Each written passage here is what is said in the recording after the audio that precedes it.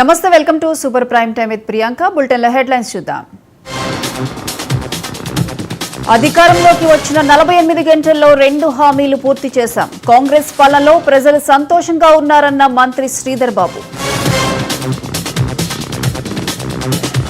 కాంగ్రెస్ లో వైఎస్ఆర్టీపీ విలీనం, రాహుల్ సమక్షంలో పార్టీలో చేరిన షర్మిల.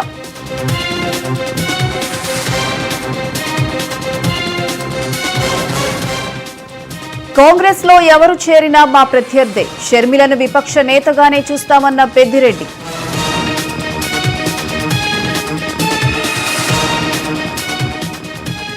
తన కుటుంబంలో చిచ్చు పెట్టారన్న సీఎం జగన్, తమ మీద బురద చల్లొద్దన్న చంద్రబాబు.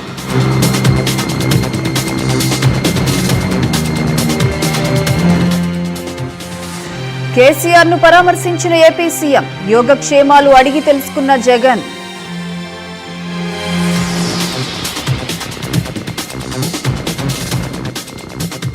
లోటస్ పాండ్ కు ఏపీ సీఎం, 2 ఏళ్ల తర్వాత వెళ్లిన జగన్.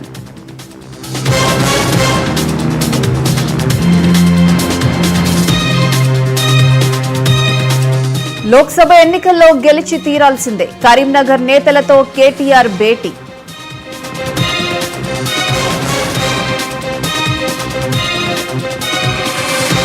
ఓడిపోతానని 6 నెలల ముందే తెలుసు, వచ్చే ఎన్నికల్లో సంగారెడ్డి నుంచి పోటీ చేయబోనన్న జగ్గారెడ్డి.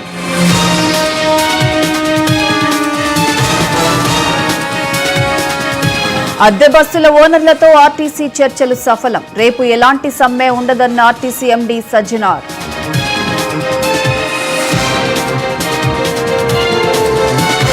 శ్రీకాకుళం జిల్లాలో నారా భువనేశ్వరి పర్యటన, బాబు అరెస్టుతో మనోవేదన గురై చనిపోయిన కార్యకర్తల ఫ్యామిలీలకు పరామర్శ.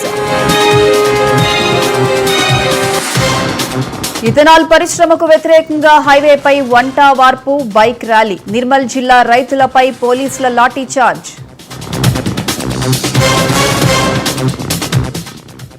ప్రకాశం జిల్లా దర్శి పిఎస్ లో ఏసీబీ అధికారులు దాడులు, ఎస్ఐ లంచం తీసుకుంటుండగా పట్టివేత.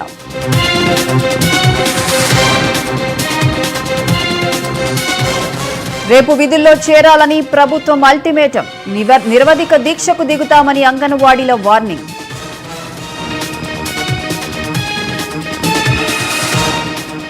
టీడీపీ బీసీలకు అండగా ఉంటుంది, బలహీన వర్గాల రక్షణకు కొత్త చట్టం తెస్తామన్న చంద్రబాబు.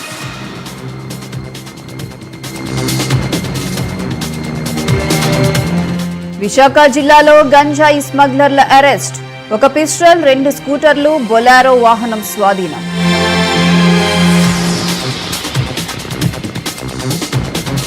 డిమాండ్ల సాధనకు మున్సిపల్ కార్మికుల నిరసనలు, పల్నాడు జిల్లా దాచేపల్లిలో పలువురి నేతల అరెస్టు.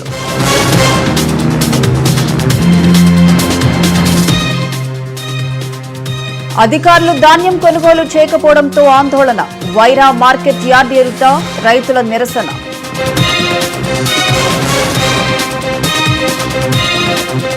తిరుమల శ్రీవారిని దర్శించుకున్న నటుడు శ్రీకాంత్, కుటుంబ సభ్యులతో కలిసి మొక్కులు చెల్లింపు.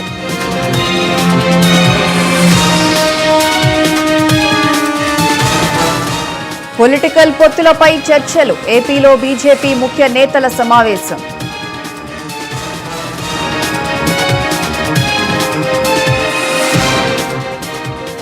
శ్రీకాళహస్తిలో జగన్ పార్టీకి షాక్, టీడీపీలో చేరిన వైసీపీ నేతలు.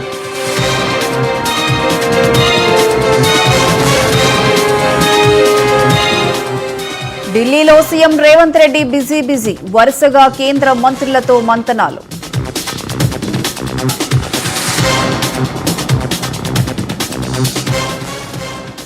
ముగిసిన ఏఐసీసీ సమావేశం, పార్లమెంట్ ఎన్నికల వ్యూహాలపై చర్చ.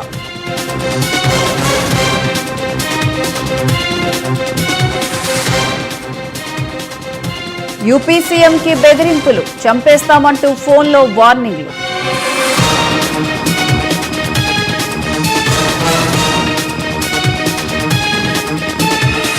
భారత్లో పెరుగుతున్న కరోనా కేసులు, ప్రజలు అప్రమత్తంగా ఉండాలన్న వైద్యులు.